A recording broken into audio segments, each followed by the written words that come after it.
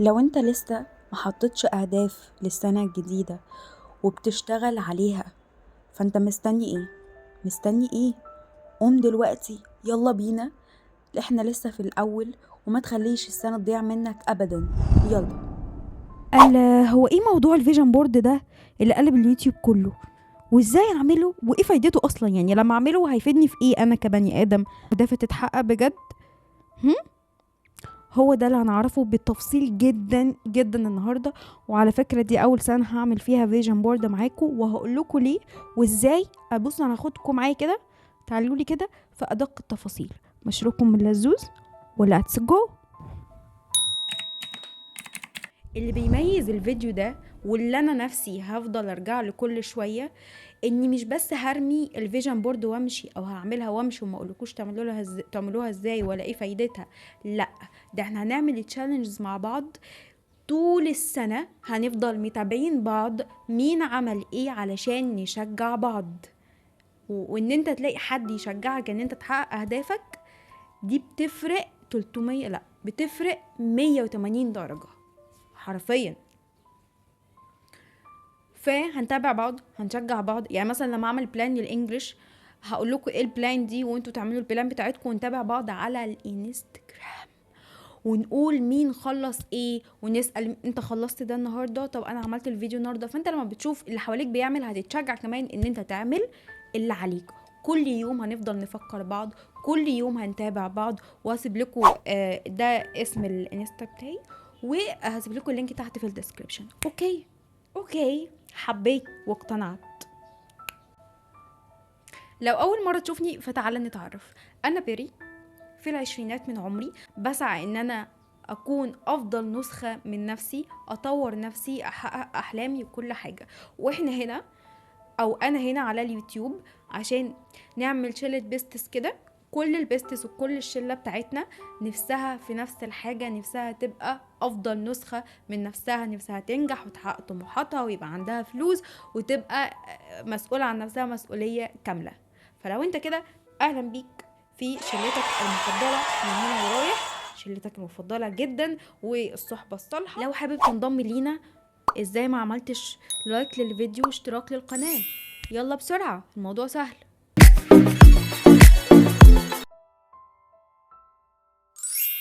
يلا بينا بقى نبدأ في الفيديو ونشوف هنعمل الفيجن بورد ازاي. اول حاجة، لسنة 2025 احنا محتاجين نشكر ربنا من قلبنا. ليه؟ علشان وإن شكرتم لأزيدنكم. نشكر ربنا على السنة انها عدت في سلام وأمان وان احنا عايشين وبصحتنا، والحمد لله على كل حال. نمتن لكل النعم اللي حصلت السنة اللي فاتت. ولو حاجة مش حلوة حصلت نحمد ربنا برضو انها جت على قد كده. دي اول حاجة. تاني حاجة، ايه هي الفيجن بورد؟ شوف، في مقولة بتقولك كتابة الهدف 50% من تحقيقه. ان انت تكتب الهدف كده على ورقة، ده انت كده حققت منه 50%. ليه؟ عشان انت بتقنع عقلك الباطن ان هو يشتغل عليه. ما بالك بقى لو انت مش بس كاتبه، لا ده انت كمان حاطط صورة ليه. فالموضوع هيبقى اضعاف مضاعفة. انت دايما عينك هتشوف الحاجة، لان الدنيا تلاهي واحنا دماغنا بتسوحنا على طول والتركيز قليل. فلما يبقى في هدف قدامك انت حاطه قدامك كده، فكل شوية هتفتكره، فعقلك الباطن بيعمل عليه وبتفكر نفسك بيه كل شوية. فإن شاء الله هيتحقق وهتلاقي نفسك كل يوم بتاخد فيه خطوة. فده حاجة دايما هتشجعك وتبقى عارف وشايف انت عايز ايه، مش ماشي كده. لا، دي فايدة الفيجن بورد. تاني حاجة، انها بتحقق قانون الجذب، ان انت بتجذب الاشياء ليك. علماء النفس سموا قانون الجذب. ولكن اصلا ربنا قايل لنا في القرآن، وفي دلائل على من القرآن: انا عند ظن عبدي بي، ان ظن خيرا فله وان ظن شرا فله. فانت دايما تظن الخير في ربنا، ومفيش حاجة صعبة، مفيش حاجة مستحيلة على ربنا. انت تقدر بجهدك وشغلك على نفسك، هتقدر تحقق اي حاجة انت فاكر انها مستحيلة. دي اول حاجة. كمان ربنا قال انا عند ظن عبدي بي فليظن بي ما يشاء. فربنا ترك لك ان انت تظن اللي انت عاوزه، فظن الحلو عشان تلاقي الحلو ان شاء الله تحقق كل احلام. واذا سألك عبادي عني فاني قريب اجيب دعوة الداعي اذا دعان. فادعي ربنا واشتغل واسعى، هتحقق الحاجة اللي انت عاوزها. يبقى خلي هدفك قدامك وظن في ربنا خير، وانت تقدر زي ما غيرك قدر فانت تقدر. محدش احسن منك في حاجة. محدش مثلا هو عنده 4 ايدين وانت عندك 2 بس، ما هو ما عندوش 4 رجلين وانت عندك رجلين بس، هو ما عندوش في اليوم 670 ساعة وانت عندك 24 ساعة بس. لا، نفس عدد الساعات، نفس، وعنده عقل زيك وعنده ايده 2 ايد و2 رجل، انسان. فلو اي حد قدر انت تقدر، ولو ما حدش قدر قبل كده فخليك انت اول واحد تقدر تعملها. فدي اول حاجة. او تاني حاجة عايزاك تحطها في دماغك، ان انت اول حاجة تشكر ربنا على السنة اللي فاتت. تاني حاجة انك تثق ثقة عمياء وان اي حاجة ربنا قادر يعملها. طيب لما نيجي نحط الاهداف، انا هحط اهدافي معاكم بقى. عندنا كده كام شرط عشان تحط هدف فعلا يتحقق. الكام شرط دول انا كنت عاملاهم في فيديو، تمام؟ الفيديو ده هسيبه لكم وهسيب لكم اللينك برضو تحت في الديسكريبشن. لما تخلصوا الفيديو ده لازم تروحوا تشوفوه علشان تعرف وتعرفي تحطي اهدافك صح وفعلا ان شاء الله تتحقق. يلا بينا نشوف هنعمل ايه في الفيجن بورد بتاعتنا. بس بداية انا هعملها معاكم كده، يعني انا هعملها على الموبايل. انا معرفتش اجيب طباعة او اي حاجة، بس مش مشكلة عشان برضو اللي مكسل او ما عندوش وقت ان هو ينزل يجيب يعرف برضو يعملها من على الموبايل عادي جدا ويعمل. يعني انا عملتها واحطها باك جراوند للموبايل بتاعي، كل يوم اشوفها وابص عليها. احنا كل يوم كده كده بنمسك الموبايل. بصوا، اول حاجة انا كتبتها بسم الله الرحمن الرحيم، ربنا يجعلها سنة مليانة رزق وحب وراحة بال وتحقيق انجازات وحالة مادية وعملية وكل حاجة افضل وافضل وافضل يا رب يا رب لينا كلنا. قولوا امين في الكومنتات. طيب بصوا السكشنز اللي هنقسم عليها. ماشي، انا يعني زي ما قلت لكم هعملها على الموبايل عادي او على اللاب اي حاجة، وبعدين ايه هحطها باك جراوند لللاب وللموبايل. بص، اول حاجة في الكارير بتاعك انت عايز تحقق ايه؟ الكارير بتاعك انت عايز اترقى في الشغل، عايز اغير شغل، عايز اشوف فيلد جديد او اعمل شيفت كارير. شوف انت عاوز تعمل ايه بالظبط وقوله. عايز ابدأ صناعة محتوى، ايا كان.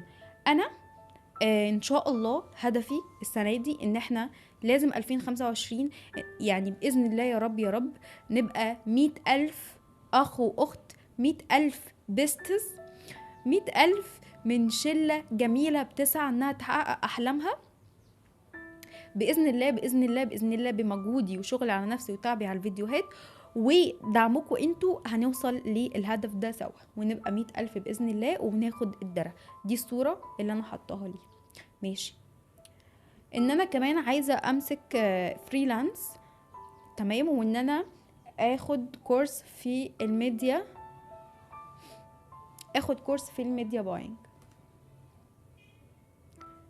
بصوا بقى السكشنز، هقول لكم السكشنز اللي انا مقسمها ايه الاول. بصوا، الكارير بتاعك ايه؟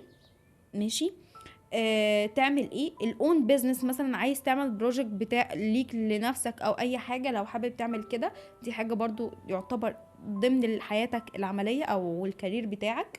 الهيلث، الصحه بتاعتك، يعني عايز العب رياضه، عايز اظبط اكلي، هكذا.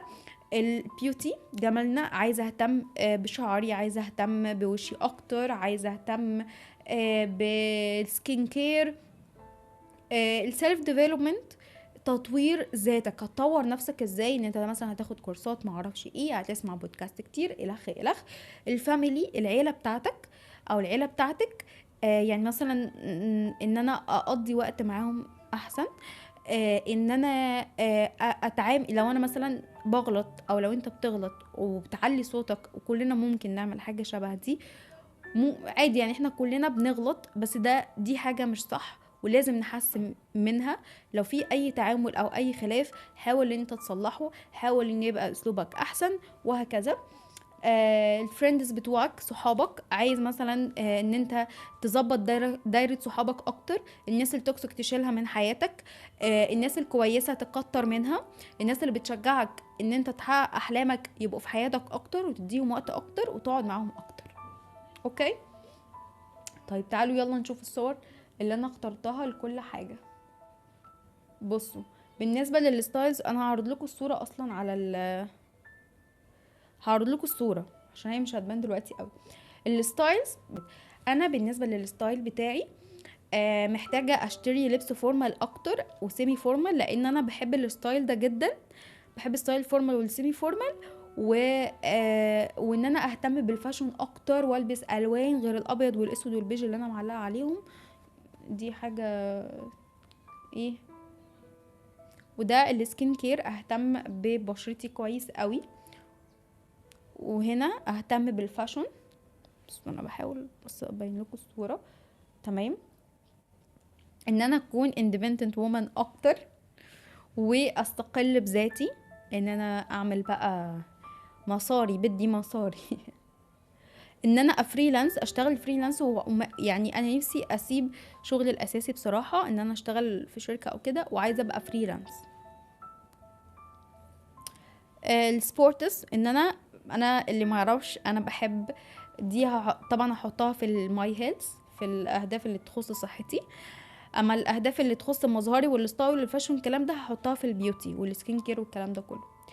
انا بحب رياضه الكيك بوكسنج جدا جدا جدا، وكنت بتمرن في البيت، فعاوزه ارجع اتمرن تاني واحافظ على التمرين بتاعي اهو. مش بس الكيك بوكسنج، ان انا كمان العب رياضه، يعني العب كيك بوكسنج ورياضه اللي اسمها ايه يا ربي، البيلاتس.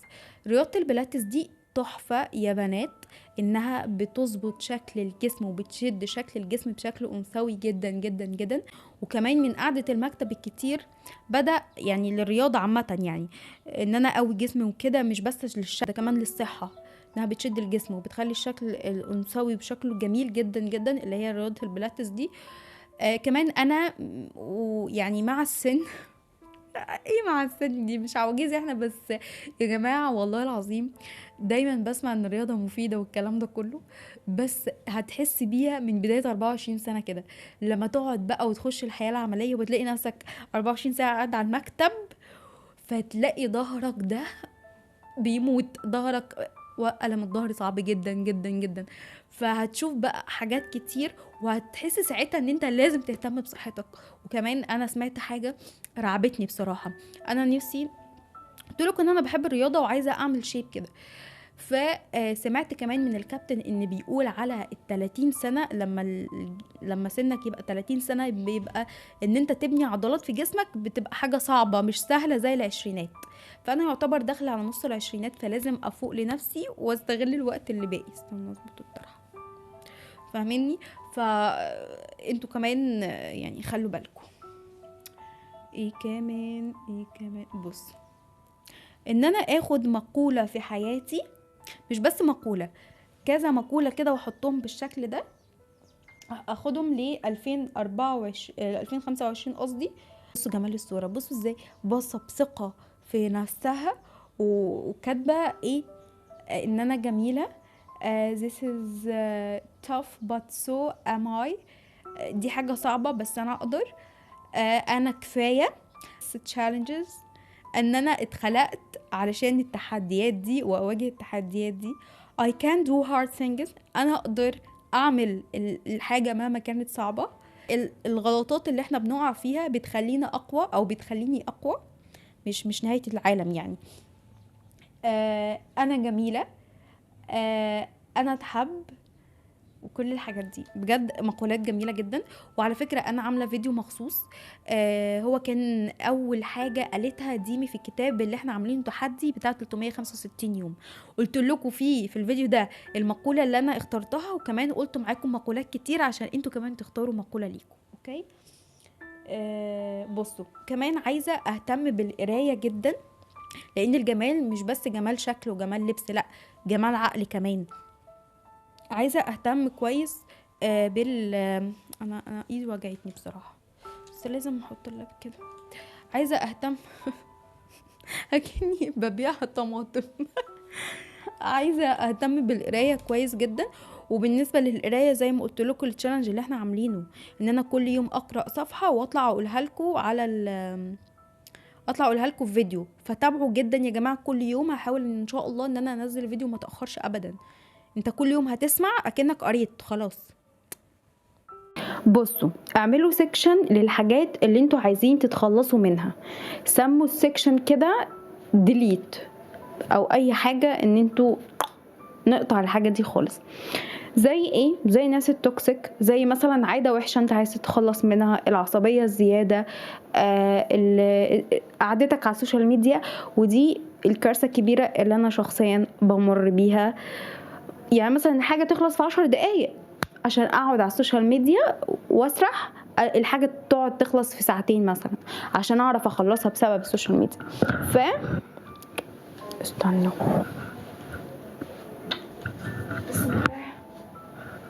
كنت بعديه من المايك. فان احنا نتخلص من السوشيال ميديا، تمام؟ اهي ادمان السوشيال ميديا. نفس الحاجه برضو، الصورتين معبرين جدا عشان كده اخترت الصورتين. ان انا قلت لكم ان انا اعمل رياضه، بالاخص تمارين البلاتس، وانا جايبه صوره بنت في اللاب وهي عامله الحاجه في البيت. يعني ليه؟ علشان انا معظم الوقت بتمرن في البيت ومن اللاب ده برضو، فنفس الحاجه. فالصوره معبره جدا. انتوا اختاروا برضو الصور اللي تناسبكم. تختاروها منين؟ اكتبوا على بنترست ماشي ودوروا. ان انا بشرتي بايظه طبعا، باين اهو حبوب وكده، وهنا كمان يعني ايه الكاميرا مش مبينه قوي زي الطبيعه، لا انا وشي متبهدل على فكره. فاحاول بقدر الامكان اوصل للبشره الاولى الله دي. يعني هي صعبه جدا، بشره كوريه طبعا. ما شاء الله ما شاء الله ما شاء الله عليك يا بنتي. بصوا يا جماعه، طبيعي ان يبقى عندنا عيوب في بشرتنا وكده، بس احنا بنحاول ان احنا نكون احسن. يعني دي حاجه مش تضايقنا، او هي تضايق بصراحه، بس حاجه ما تقللش ثقتنا في نفسنا، بس نحاول نصلحها برضو، ما نسيبش حاجه بايظه. بصوا ما شاء الله، يعني حاجه تحفه. فبالسكين كير ازاي اقدر اوصل للبشره دي؟ بالسكين كير، الاكل الصحي اهم حاجه. يعني نخلي بالنا من جوه ومن بره. يبقى سكين كير، اكل صحي، الرياضه، لان الرياضه بتنشط الدوره الدمويه، فاكيد هتحسن. الرياضه بتحسن كل حاجه كل حاجه. ان انا احوش فلوس، لان انا بصرف مرتبي بجد. يعني احنا كبنات بنحب الهدوم والحاجات دي كلها، فلو انت معاكي هدوم، ليه تروحي تشتري تاني؟ اصل دي عجبتني، اصل دي عجبتني. فلا، انا همسك ايدي شويه. ماشي، هتصرفي هدوم، هتجيبي هدوم وهتجيبي اللي انت عايزاه، ولكن على الاقل على الاقل كل شهر اشيل 10% من المرتب بتاعي. يعني 15%، 20%، 50%، حلو قوي قوي. كل ما نزيد باحسن، بس ما قلش عن 10% من المرتب بتاعي. يعني مثلا لو انت معاكي 1000 جنيه، شيلي 100 جنيه. انا بدي مثال، لكن ما فيش حد بيقبض 1000 جنيه اكيد. يعني ان احنا نوصل باذن الله، يعني ان شاء الله نوصل ل100,000 وناخد الدرع الفضي ده بتاع المليون باذن الله. هيبقى هدفنا لسنه 2026. بس يا رب يا رب يا رب ان شاء الله مع بعض هنقدر نعملها، وبدعمكم ووقفتكم جنبي نوصل لايه الدرع ده. ماشي؟ ودي حاجه اوف ماي كارير. ان انا طب ازاي هوصل للدرع ده؟ ان انا اصور، التزم على التصوير كل يوم، واعمل فلوجز، واعمل حاجات تفيدكم وتستفادوا منها. فدي صوره، انا كده كده هعرض لكم الصور عشان مش باينه عندكم قوي. ان انا اقوي علاقتي ان انا مش اقوي علاقتي بربنا بس. الموضوع يا جماعه ان انت تغذي نفسك روحانيا. الروح يعني الجسم انت بتغذيه بالاكل، بتغذيه بالرياضه. اما الروح اللي الروح دي اللي بتخليك تتحمل اي حاجه في الدنيا مهما كانت ايه، وان تبقى روحك حلوه وجميله ومتفائله. هي علاقتك بربنا، فالروحانيات. فان انا اقوي علاقتي بربنا ازاي اكتر واكتر؟ الحمد لله انا بصلي وملتزمه على صلاتي وكل حاجه. ان انا كمان التزم على السنن والصيام طبعا، ده كده كده يعني صيام رمضان كده كده فرض. بلتزم على التراويح وكل حاجه، يعني بقدر الامكان احاول ان انا التزم على السنن والاذكار. التزم على الفروض طبعا، ده شيء اساسي.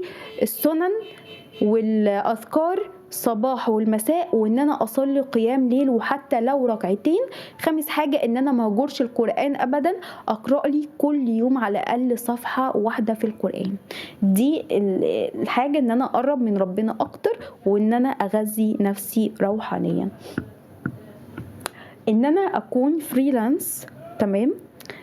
زي ما قلت لكم انا اصلا حطيت لها صوره، بس انا قلت ايه هختار منهم. برضو دي بيزنس وومن قوي في نفسها. ان انا اكون بيزنس وومن من ناحيه ايه؟ عقليا، ان انا اطور نفسي بالكورسات اللي انا محتاجاها، الانجليش بتاعي، وعامله صوره للانجليش برضو وهوريكم التفاصيل بتاعتها. وان انا كمان اشتري شنط فورمال اكتر، لان انا مش معايا مع اللبس اكتر، يبقى فورمال وسيمي فورمال. عربيه، اموت واشتري العربيه بتاعتي اهي، سوزوكي جيمين. مش عارفه اسمها سوزوكي جيميني ولا جيمين، يعني يا رب يا رب مفيش حاجه مستحيله. بالنسبه للاكسسوري دي، ان انا بعشق الاكسسوري، واظن انه واضح، وايدي التانية هناك واضح واضح قد ايه انا بعشق وابسست بالاكسسوري. طيب بس الصوره دي مش مجرد ان انا يبقى عندي اكسسوري بس، هتعرفوا في وقتها ان انا اقرا واسمع بودكاست، يعني اقرا على قد ما اقدر. اليوم اقول لكم الكتاب بيقول ايه، مش مشكله. لو قلت لكم قبل كده اديني بفكركم، التكرار يعلم الشطار، ماشي. وان انا اسمع بودكاست كتير. الفيديوهات الطويله يا جماعه، لان الفيديوهات الصغيره كارثه الكوارث. ان الفيديوهات القصيره والريلز، انا اصلا قلت لكم ان انا هعمل فيديو عن ازاي بتضرنا، هعمل لكم ان شاء الله. بس سريعا كده، ان هي بتخلي نسبه تركيزك قليله جدا وما بتستفادش منها حاجه. يعني اكيد محدش هيقولك ازاي تعمل براند مثلا او تضيف قيمه لنفسك في دقيقه او في 30 ثانيه، ده لا يعقل، ماشي. فهي اولا مش مفيده، ثانيا انها بتضرك كمان، بتخلي تركيزك قليل، فما بتفيدش. يبقى ان انا اسمع بودكاست كتير واستفاد من خبرات غيري. والصوره دي كمان عشان نفس الحاجه، اسمع بودكاست. بالنسبه بقى للكورسات والحاجه اللي انا عايزه اطور نفسي فيها، ان انا اخد كورس جرافيك ديزاين. انا خدت كورس ماركتنج، لان الاتنين بيخدموا على بعض جدا جدا. فان انا عايزه اخد كورس جرافيك ديزاين. وانتوا برضو اكتبوا انتوا عاوزين تاخدوا كورسات ايه بالظبط. ان انا اعمل بقى بلان للانجليش، لان يا جماعه الانجليش دلوقتي زي الاكسجين، زي الاكل والشرب. انت عاوز الف ب، عايز تترقى وتتطور في كاريرك وفي حياتك العمليه، الف بانجليزي. لازم انجليزي، لازم لازم لازم لازم ابقى بروفيشنال فيه. طيب انا كويسه اصلا في الانجليش، بس عايزه ابقى اوصل مثلا لسي 1، مستوى اعلى بكتير. هوصل ازاي؟ هعمل بلان. البلان دي بقى ايه؟ عشان هتاخد لها وقت شويه، وهقول لكم اعمل ايه بالظبط، وهنتابع مع بعض كل يوم. استنوا الفيديو الجاي ان شاء الله اللي هقول لكم فيه على البلان بتاعه الانجليش. ده الديجيتال ماركتنج، ان انا برضو احاول اطور نفسي فيه اكتر واكتر واعرف عنه اكتر، مش هكتفي اكيد بكورس واحد. ودي ان انا اروق على نفسي، ماشي. ان انا اشتغل فريلانس، طبعا انا قلت لكم يبقى ابقى رايقه، اتفرج مثلا على مسلسل في البيت كده، اشتغل وانا في اي مكان يعجبني. دي ميزه الفريلانس، وان انا اشتغل بدي مصاري علشان اعرف بقى اظبط الدنيا. الفاميلي، ان انا اخد بالي من عيلتي، ان احنا نقعد مع بعض اكتر. لو انا مثلا بعمل حاجه غلط، زي مثلا ان انا بعلي صوتي او ما بسمعش الكلام، او احنا وارد ان احنا كلنا نعمل كده، ويا رب ما يكونش حد بيعمل كده، بس ان في اي مشكلة من اي نوع من اي شكل فنحاول ان احنا نصلحها ونبقى احسن مع عيلتنا، والدفى بتاع العيلة كده ما نخسروش. برفيوم، انا مش بس obsessed بالاكسسوري، لا انا بالبرفيوم كمان بعشقهم من الحاجات اللي بضيع فلوسي كده عليها بشكل مبالغ فيه هي البرفيوم والاكسسوري. وبرضو البرفيوم ده مش مجرد صورة وخلاص، هتعرفوا في وقتها، مش مجرد ان انا اشتريها وخلاص، هتعرفوا كل حاجة في وقتها. ان انا دايما احب نفسي واسبورت نفسي واسمع لها واديها كلام ايجابي وطبطب عليها، وده درع اليوتيوب اللي انا لسه قايله لكم عليه. مش بس كده ان انا عايزه اوصل لليوتيوب بس اسمه بيري فاطمه، ماشي، ان انا اوصل ل100,000، مش عارفه ازاي بس ربنا كريم وان شاء الله بمجهودي ودعمكم هوصل. كمان التيك توك ان انا اوصل عليه برضو 100,000 لودي 2025 وطريقنا طويل، وان شاء الله بجد انا متفائله بالسنه دي جدا ان انا مهما حصل مهما كانت الظروف هعافر بايدي واسناني علشان احقق كل حاجه انا كتبتها، ان هي هتكون قفزه كبيره ليا وليكوا ان شاء الله. كده خلصنا الفيجن بورد، تمام. انا هعملها، هجمع الصور كلها وهوريكم عملتها بايه، هوريكم عملتها ازاي وبرنامج ايه، وعلشان انتوا كمان تعملوها وتجمعوا الصور بتاعتكم بنفس الطريقه اللي انا قلتها لكم، ماشي. هسيب لكم لينك الانستجرام علشان ما تنسوش ان احنا بنعمل تشالنجز كتيره عليه وبنتابع بعض عليه اول باول. وكمان قولوا لي، يعني انا عايزاكم تعملوا الفيجن بورد بتاعتكم وتبعتوها لي على الانستجرام.